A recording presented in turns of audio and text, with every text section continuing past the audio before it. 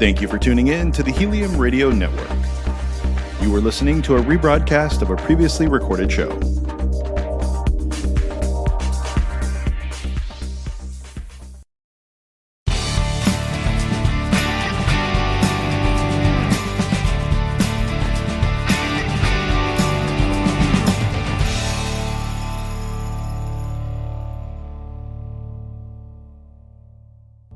Hey everyone, welcome to Sessions with Sarah on Helium Radio. Today I'm with Jenn Malecha. Did I say that right? It's good. Yeah, it's fine. Yeah. From Wholistic Health. Welcome to the show. Thank you so much for having me here. I'm excited to be here and chat with you about all the health information that we have to share for the listeners today. I know you have a lot of information that I personally would just love to know. You know, your journey took you as a functional diagnostic nutrition, right? Mm-hmm. And you were having issues losing weight, sleeping, bloating, all that kind of gut stuff. And I feel like a lot of the listeners are in their late 30s here. So could you explain a little bit why that might happen and diets aren't working? Yeah. Well, I love that we're going to kick it off and talk about this because it's interesting through my journey. People were, when I was trying to figure out what's going on with me, people were like, oh, it's just because you're aging, right? We're just, that's what everyone says, to think that it's because we're aging. Yeah. And this is not true, you guys. I'll tell you, I'm in my late 30s now. I just turned 38 and I feel better in my body than I've ever felt in my 20s, by the way. That's awesome. Which, yes, it's very awesome. And so we've just been conditioned to think this way, and it's just so not true. It's such a myth, right? And the other thing that we've been conditioned to think is that diet and exercise is the end all be all when it comes to achieving health or losing weight, that's what's been commonly recommended. And there's just so much more to health and well-being and feeling like your best self or reversing disease or whatever is going on with you than diet and exercise. That's really only two pieces of the puzzle, essentially. Okay. Yeah. I mean, I will say I struggle with the weight loss and you get people after, I guess this is the best way to put it. People after their 30s, you get this new pooch that just comes overnight. I feel like you gain 10 pounds and you cannot get rid of it. It is so stubborn. And here I am in Florida and I'm I don't even want to wear a bathing suit. Right. Right.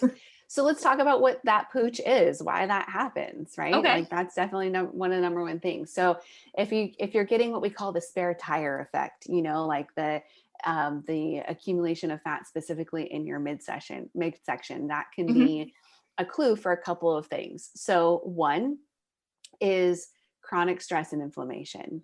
So this relates back to cortisol and hormones ultimately, is that when we're experiencing chronic stress and inflammation, which by the way, everybody does essentially, right? If we look at our life and especially this last year alone, right? Yes, exactly. Especially the last year alone. So if we look at our life in general, even before the pandemic hit, the modern day world, we're always busy. We're always on the go. We're dealing with family, work, kids, responsibilities, expectations, you name it, right? On top of what people don't understand is that the foods that you're eating can be a stress to your body, or getting inadequate or poor sleep can be a stress to your body. Or in my case, overdoing the exercise can be a stress to your body. And I didn't really think that I was overdoing exercise because I was doing my normal workout routine. And again, we've been conditioned to think that exercise is a solution to, losing weight and health. But when your body's already in a depleted state because you got a poor night's sleep or because you're not eating the foods that are right for your body, then when you place a demand of exercise on top of that, it can deplete the body even more, which can create this stress response, essentially.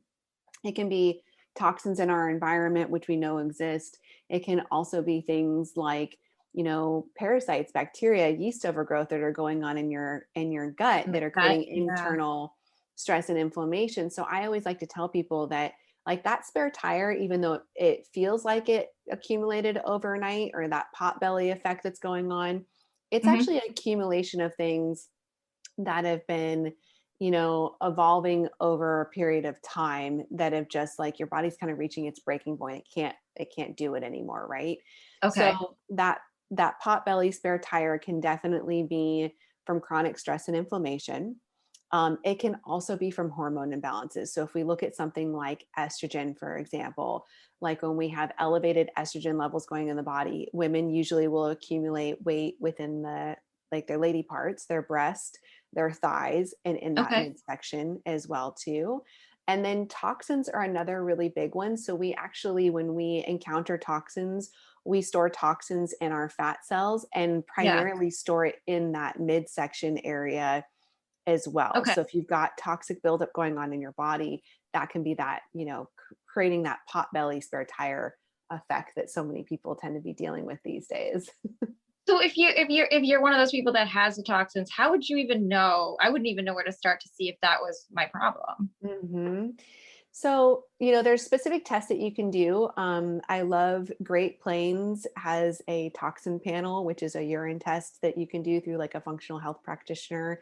And this will actually look at, I think it's about somewhere between 20 and 30 different environmental toxins specifically. Okay. So even things like, exhaust fumes, or like I had a Yeah. client that was a personal trainer, and one of the markers that came up, one of the toxins that was elevated for her was a toxin that is found in the like rubber floor mat material in the gym because she Oh, spends all her time in it's there, there all right? the time. She's there Yeah. all the time. So that was really fascinating. It'll look at toxins that come in like plastic, like food containers, that kind of stuff. So that's really insightful. So when we look at something like toxins, though, we want to say, well, where are you getting exposed to them? And then what's going on with your detoxification system? So to look at detox capacity, I like to run tests like Precision Analytica's Dutch test, which looks at all of the hormone balance. So it looks at things like cortisol, like we were just talking about, which Yeah. can be related to this pot belly effect as well, too, right? Right. And it looks at your overall stress and inflammation load, but it also looks at estrogen balance and metabolism. Okay. And estrogen metabolism can actually really be a clue or a window into what's going on with the liver and the detoxification process as well, too, which is really great. Hmm. We also get another marker on there called glutathione, which is the master antioxidant that is involved with detoxification. So if we see that glutathione levels are low, for example, then we know that maybe the body needs some support with glutathione, as well as Okay. maybe like things like milk thistle or dandelion root and so forth. Hmm. And also like a hair tissue mineral analysis test, which is just a hair sample, really easy to do, can Yeah. give you great insights about mineral balance.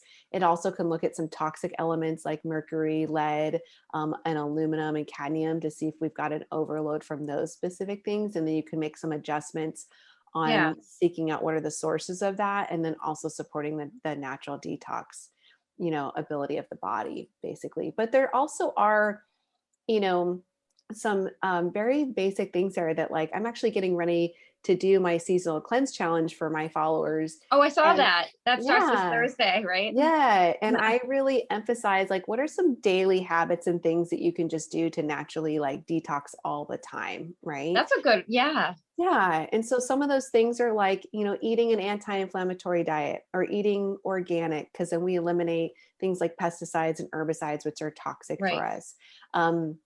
Being asleep, making sure that you're sleeping through the night, particularly the window between 1 and 3 a.m., because that's when the liver does all of its massive like Hmm. detoxing stuff, Hmm. basically. And like there's so many people who aren't sleeping through the night or waking up at this time, which is negatively impacting their ability to detox toxins, right? Right. Or exercising, moving daily, which helps to move the lymphatic system, which is the body's natural sewage system to get rid of toxins and to sweat them out, through Right. exercise. And then incorporating some of the most naturally like powerful detoxifying foods. So things like beets and grapefruit and lemon and dandelion. So like one of my favorite little detox hacks is having a cup of dandelion tea per day. Okay. And so when it's cold outside, you can have it as What does hot that tea. taste like? It actually is really good. um, I get a dandelion chai Okay. Tea from my local health food store here. We have Sprouts, and you can grab this on Amazon. The brand is like traditional, what is it? Traditional medicines or something like that. It's a very common brand. It's organic that you would see in like any health food store, Okay. essentially. But even like everybody's seen that Yogi brand tea as well Oh too. yeah. Mhm. They have an organic dandelion detox, which actually kind of has like a cinnamon, like earthy flavor to it. Okay. And they have a couple of variations of it. I think they have a peach dandelion detox as well too. So it's actually pretty good. So I love to make a sun tea with it during the warmer months Okay. also. And that's how I fit it in when I don't feel like drinking something hot, you know? Right. Right. Yeah. Um, so yeah, those are some of my little like daily healthy habit hacks for just detoxing all the time, because we are encountering toxins so much and so Oh yeah. frequently that we just don't know about it. We need to have that extra support, you know? Oh, for sure. And then for somebody, if it's an estrogen kind of related issue, how do they go about, I would say, losing the 10 pounds? I think that's where I'm at in the stress. Mhm. That Yeah. is, it's been the hardest thing the last year, I'd say. Well, I think that the Precision Analytica Dutch test that I recommended earlier, just a few minutes Mhm. ago, is a key tool to use here, because you really want to understand what is going on, what is the bigger picture, what's going on with your estrogens. So Yeah. on that Dutch test, we can see 3 different types of estrogens. And then, like I was mentioning, we can see estrogen metabolism, which is related to how they're kind of flowing through and converting through the liver. Uh-huh. So, and we also can see them in comparison to progesterone and testosterone. So, when we have elevated estrogen, it's commonly referred to as estrogen dominance. And there's 2 different types of estrogen dominance. There's actually when you have high estrogen values, that means that can indicate estrogen dominance, or you can actually have like low or like estrogen within range, but have really low progesterone and testosterone. So Yeah. then estrogen is high relative to those other hormones. So we can say that's a relative estrogen dominant. So just depending on that picture, you may do different things. And then based on how the estrogen metabolism is working as well. But Hmm. ultimately, like some things that do help with managing estrogen are like eating cruciferous vegetables. So broccoli, cauliflower, sprouts, cabbage will help to modulate and kind of regulate estrogen levels. Interesting. Mhm. Supporting the natural detox process of the body as well, because excess estrogen gets eliminated, gets converted and eliminated through the liver. And then also making sure that you are pooping and peeing on a regular basis. Like if you're constipated, that can be a signature clue that there might be some hormone backup, like elevated estrogen levels, because you're not eliminating, through stool, which is one of the Okay. main ways that we eliminate toxins, right? Well, I've heard that a lot of people get constipated, and that's like one of the telltale signs. So, Yes, mm, definitely. So kind of goes hand in hand. And then you can do things like seed cycling, or using different seeds like flax, pumpkin seed, sesame seed, sunflower seed, and rotating them through different phases of your cycle that help mhm. to like regulate progesterone and estrogen. And ultimately, like in some cases where I've got clients that really have elevated estrogen levels, we do a supplement called DIM. And DIM helps to lower those estrogens, kind of move it through the body, get it out. We also want to source like what is, causing estrogen to be high in the first place. Is there, toxins like plastics, um, eating too many carbohydrates or sugars for what your body can handle, which can Wow, create there's an so much. yes, it can create like an insulin resistant scenario, which Yeah. can really boost those estrogen levels too. So yeah, it's a couple different things we want to look at, right? There's like so many things I just feel like that can play. So this is a test you do at the Mhm. holistic practice. Yep. Well, that's really good to know. And Yeah. does it like what does that generally cost if people were looking to do that? So normally the standalone test is $260, and then Mhm. depending on the practitioner that you work with, there's a consultation that's going to go along with that. So consultation fee. Yeah. But the test is incredibly insightful, and it's a urine test, which makes it so easy to do at home, right? So it's Yeah. literally just doing 4 urine samples throughout the day. You do a sample first thing when you wake up in the morning, Hmm. one about 2 hours after you wake up, then one in the afternoon time around like 4 or 5 o'clock, and then Yeah. one right before bed, basically. So this helps us to see the hormone profile throughout the day, but this 4-point collection also is what helps us to see cortisol rhythm, which what gives us the clues about chronic stress and inflammation, essentially. Yeah. That's so cool though. Like, I mean, I just know so many people ask, and a lot of people ask about the question, if they're constipated. Like the gut health is like a big thing that people talk about all the time. It's like the most trendiest topic, I'd say. Yeah, in the Hmm. pharmacy, people are always looking for probiotics and all that. So, Right, right. and you see the commercials all the time too, like Oh my all the gosh. time. All the time. All the time. Yeah. But another thing that I wanted to ask you, oh my God, I have never been this quiet because you're just so informative. So Thank you. I'm here, everyone. Yeah.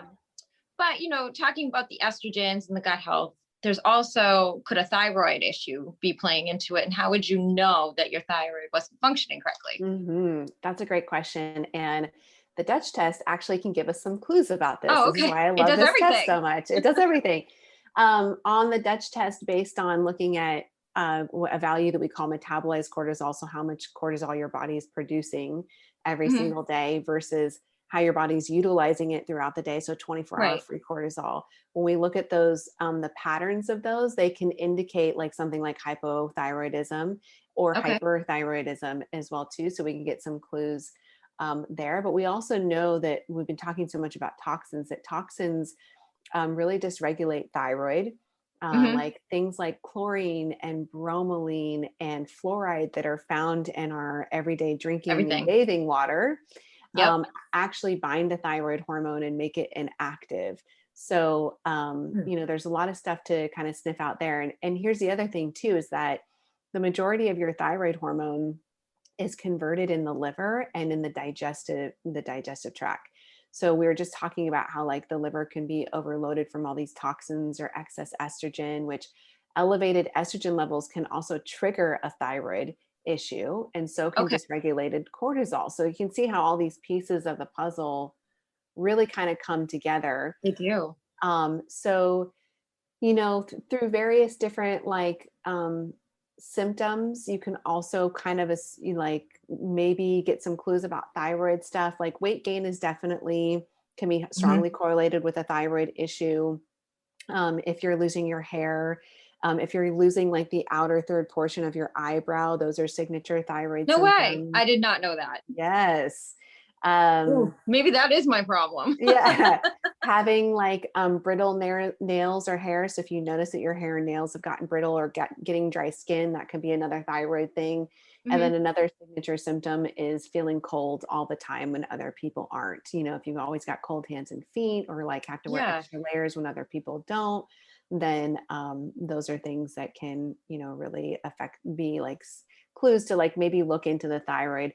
And then you could do some specific thyroid testing as well, which requires a blood test. Hmm. And here's my recommendation for anybody that's listening and curious about their thyroid is you need to make sure that you're requesting a full thyroid panel. Yeah, because they So don't test everything, correct? correct. When you Like, get general, right? yes. So like the default is usually looking at something called TSH, which stands for thyroid stimulating hormone, which does give us some insights about thyroid, but it doesn't really paint the whole picture. So Right. TSH is actually produced by the pituitary gland up in your brain to signal the thyroid to create thyroid hormone or to release thyroid hormone. And then the Hmm. thyroid releases T4, thyroid hormone T4, and then T4 is converted into T3. So, and T3 is actually what the cells use, to like do their job for your metabolism and Hmm. all that kind of stuff. So you can see why we would want to at least see all of these moving pieces to really understand Right. what's going on in the thyroid. And then on top of that, I think it's always helpful to look at reverse T3 and T3 uptake, which gives us insights about how the cells are actually utilizing T3? Like, is it being taken up into the cells? Are the cells blocking T3 for some reason? Yeah. And then looking at thyroid antibodies to understand if there is an autoimmune process that's taking place. And I had Hashimoto's, which was an autoimmune thyroid condition. Oh, and okay. we were able to identify that based on seeing thyroid antibodies, which was triggered because I was estrogen dominant because I had toxic mold in my home, which Ooh, mold toxins convert into estrogen in the body. right. And so, we want to see this full picture so that we can understand how to best support the thyroid and get everything like working properly, basically. I know there's just so much that plays Yes. into everything. Just don't get old, people. Just don't. Get old. It's like, right. Like if we could just, live in a bubble and protect ourselves from toxins all the time and only have clean food delivered to us through our Oh, no. bubble, then we probably would be good, but life isn't like that. Right. So Mm-hmm. like I say that, the difference between like being healthy or not is like learning how to navigate just life differently, because life is always going to happen. It's really Right. interesting that I actually, before I had the mold stuff happen, I had like this whole other part of my health journey. Like what really got me into this work initially was Mm-hmm. because I was diagnosed with skin cancer at the age of 24. Oh my God. And How did you get that at 24? yeah, That's insane. great question. Like that's what I started questioning, was Too like, young. how did I get this at 24? Like, Yeah. yes, I'm from California, which it's really sunny here, but I wasn't like an avid sunbather or suntan or anything. I mean, I was just a normal California kid, and like I was the healthiest person that I knew. I was a personal trainer at the time. I studied fitness, nutrition, and health. So I was quote unquote eating healthy and exercising regularly and doing all the things that people say. And when I was like, got the skin cancer diagnosis, I was like, there's just something not right here. And this was also where I was really like starting to clue into the fact that I was struggling to manage my weight with diet and exercise. Like I was always in a caloric deficit, but Mm-hmm. I like was still like fluctuating all the time with my weight. And it was really hard to keep it off, right? To keep it at the Okay. weight that I Yeah. wanted. And so I was just like questioning everything that I had learned and this whole concept of calories in versus calories out. And this is when I found the training program that I went through, functional diagnostic nutrition. And it opened up my eyes to this whole new way of looking at disease and Mm-hmm. actually like what's going on inside of the body and how the systems of the body work together. And as part of that program, I did some of these lab tests on myself. And that's where I found that I had a congested, clogged liver, and I had hormone dysregulation. And I also had high oxidative stress, which is an indication for cellular or DNA damage. And so it's kind of this perfect storm for cancer to cultivate. Literally. And Yeah. literally, yeah. And so I implemented changes in my lifestyle, changed my diet, like started getting better sleep, like was more mindful about my exercise demands on my body, Yeah. started taking some supplements that were supporting my body in the way that it needed most, started paying attention to toxins in my environment. And, I've been skin cancer free ever since that time. Like it never came back, which is awesome. Thank God.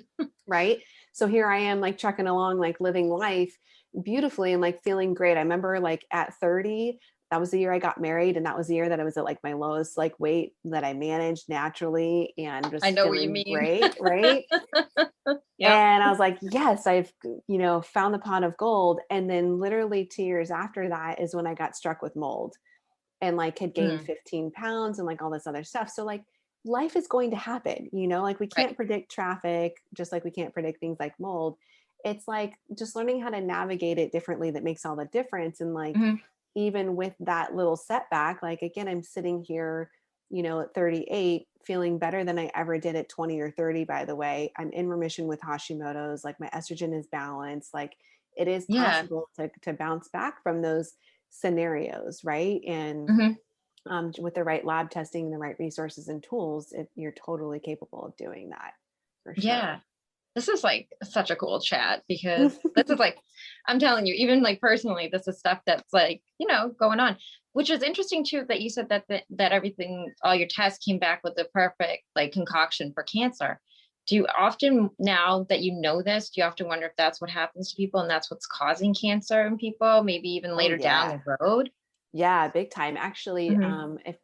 if you're familiar with Joe Rogan, he just interviewed Dr. Shana, I think it was, on his podcast, Okay. like literally this past week. It's great. You should check it out.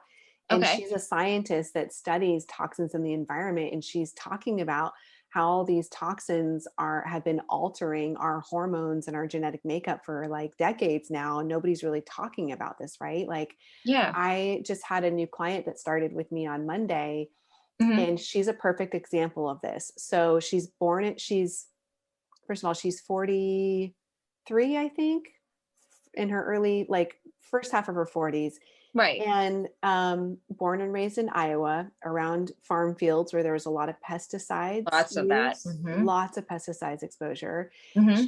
She ate the standard American diet until 2018 when she was diagnosed with breast cancer.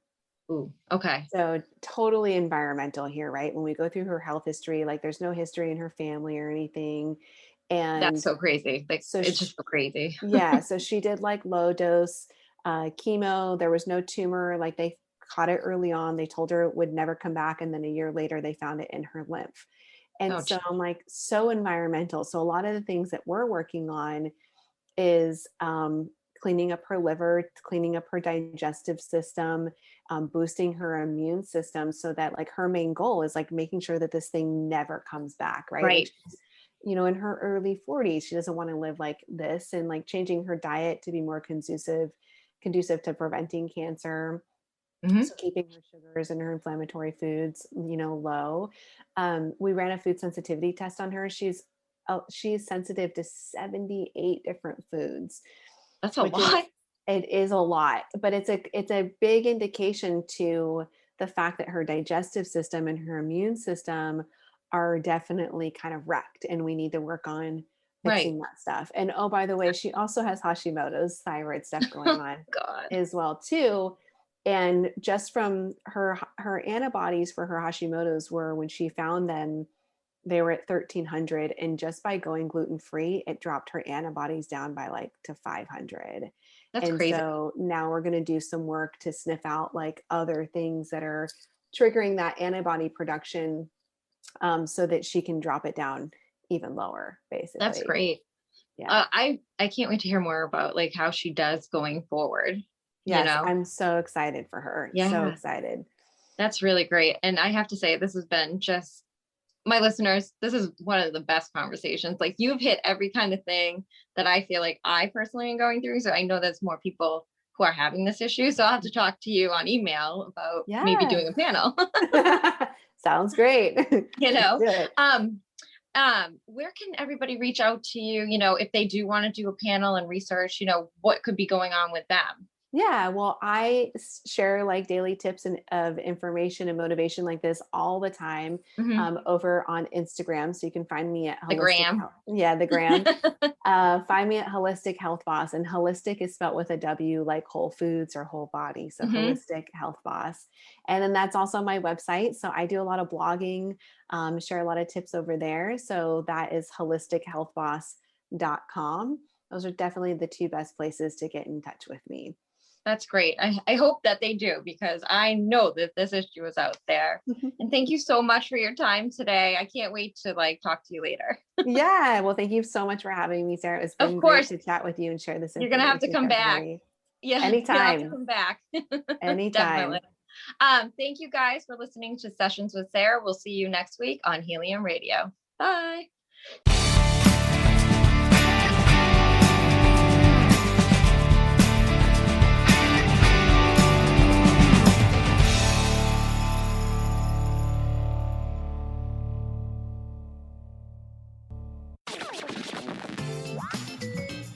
Thank you for listening to Helium Radio. The views expressed by show hosts or their guests are their own and should not be construed in any way as advice from Helium Radio. We make no recommendations or endorsements for radio show programs, services, or products mentioned on air or on our website. Personal perspectives expressed by producers, writers, and editors will always be presented as such. Any rebroadcast or retransmission without the express written consent of Helium Radio is strictly prohibited. Thanks for listening.